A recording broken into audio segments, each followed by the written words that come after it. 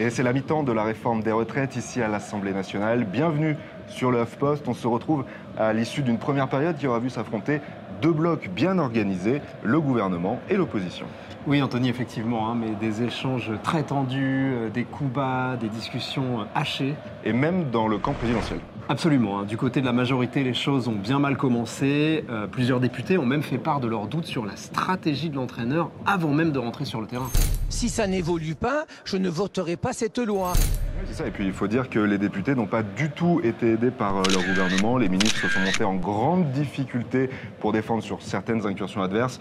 On pense notamment à la retraite des femmes, on pense également aux 1 200 €. Oui, alors sur les 1 200 €, justement, on va revoir l'action tout de suite. De justice.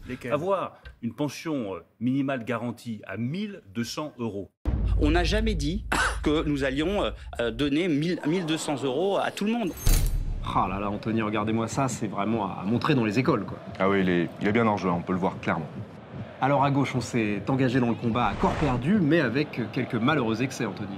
Exactement, les troupes insoumises ont reçu 2 cartons très rapidement. Carton rouge pour Thomas Porte, qui a posé le pied sur un ballon à l'effigie d'Olivier Dussopt. Et carton jaune pour Aurélien Saint-Toul, qui a qualifié ce même ministre d'assassin à la tribune.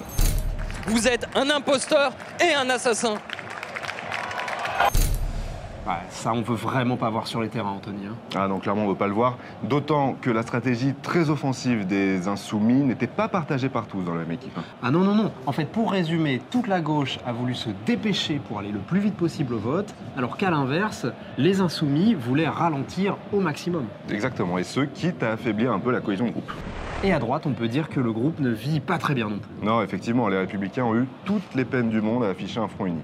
Oui, le meneur Aurélien Pradier a été exclu par le capitaine Éric Ciotti pour avoir persisté dans ce qu'il a appelé une aventure personnelle. En gros, un but contre son camp. Donc une décision d'une grande violence au final, Anthony, mais c'est vrai que eux ont existé sur le terrain, à la différence de leurs collègues de l'extrême droite. Oui, exactement. Les députés de Marine Le Pen, pour l'instant, passent à côté de leur match.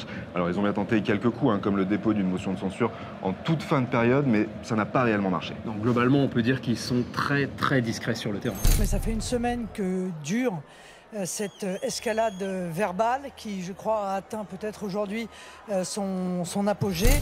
Oui, c'est ça. Pour l'instant, leurs rares interventions se sont bornées à tacler l'adversaire ou à demander à l'arbitre de leur distribuer des cartons. Voilà. Pour autant, rien n'est joué, Anthony. Oui, bien sûr. Rendez-vous pour la deuxième période en mars prochain.